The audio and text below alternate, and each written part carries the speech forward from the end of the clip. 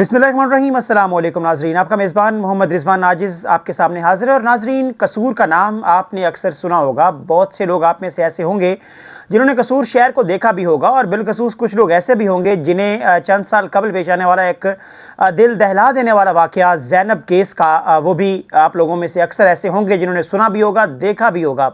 अभी एक बार फिर कसूर जो है वो खबरों की जीनत बना है, लेकिन इस बार भी इंतहाई अफसोसनाक वाक़या जो है पेश आया है कसूर के अंदर। ये शहर कसूर नहीं है, बल्कि कसूर का एक गांव है किला खुशहाल सिंह, जिसमें एक 5 साला मासूम नन्हा सा बच्चा जिसका नाम हन्नान है, वो अपने घर से बाहर निकलता है खेलने के लिए। और जब वो बाहर निकलता है तो उसी गांव का रिहायशी एक दुकानदार जिसका नाम उमर है, वो उसे अपनी दुकान पे लेकर जाता है चीज़ देने के बहाने, और वहाँ पर ले जाकर बच्चे को बदफेली का निशाना बनाता है। बदफेली करने के बाद बच्चे को जो एक चार्जर की वायर होती है, तार होती है, उसके साथ उसका गला दबाकर बांध कर बच्चे का मर्डर कर देता है, उसे कत्ल कर देता है। और बाद अज़ां जो डेड बॉडी है बच्चे की, उसे अपने घर के अंदर मौजूद कमरे में, तूड़ी वाला एक कमरा होता है जिसके अंदर जाके ठिकाने लगा देता है। अफसोसनाक अमर इस सारी कहानी में पता क्या है?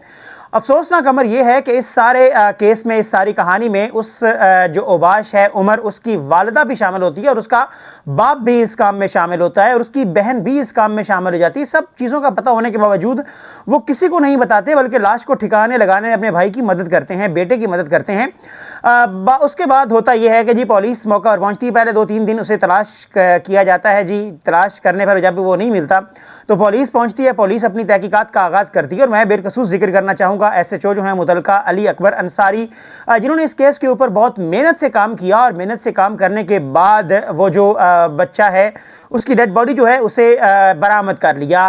उन्होंने काम इस तरह से किया जनाब कि ये जो उमर है इसे गिरफ्तार किया। उमर के जो बयानात हैं उसके घर वालों के साथ ना मिले, और बयानात में जब तजाद पाया गया तो पुलिस ने अपनी तहकीकात का दायरा कार वसी किया, और वसी करने के बाद इस मुलजिम को उसके घर से, पहले मुलजिम को गिरफ्तार किया और फिर उसके घर से बच्चे की जो डेड बॉडी है उसे भी बरामद कर दिया। लेकिन अब यहाँ पर एक सवाल पैदा होता है, वो सवाल ये है कि बतौर मुआशरा हम किस सिमत में जा रहे हैं, बतौर इंसान हम कहाँ जा रहे हैं, हम कहाँ खड़े हुए हैं? क्या हमसे बेहतर भेड़िए, कुत्ते और दरिंदे नहीं हैं?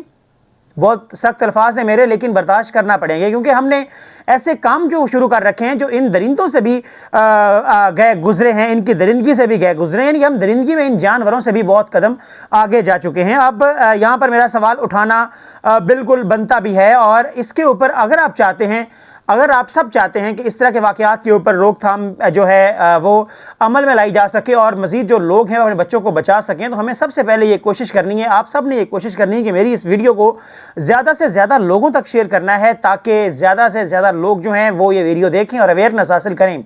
जबकि बतौर मुआशरा हमें खुद की, अपने बच्चों की और दीगर की निगरानी करने की भी, बच्चों की निगरानी करने की ज़रूरत है, और ख़ुद बतौर मुआशरा हमें लोगों की काउंसलिंग करने की बहुत ज़्यादा ज़रूरत है। काउंसलिंग होगी तो लोग जो हैं इस तरह के वाक़यात जो है उनकी रोकथाम जो है वो मुमकिन हो पाएगी, और जब तक काउंसलिंग नहीं होती, लोग अच्छे और बुरे का फ़र्क नहीं जानते, तब तक इस तरह के वाक़यात जो हैं वो अनफॉर्चुनेटली हमें मुस्तकबिल में भी देखने को मिल सकते हैं। हमें सबसे पहले काउंसलिंग की ज़रूरत है, और बाद अज़ाम अपने जो बच्चे हैं उनकी तरबियत इस तरह से करनी है कि वो ख़ुद अपने आप को इन दरिंदों से, इन वहशियों से बचा सकें।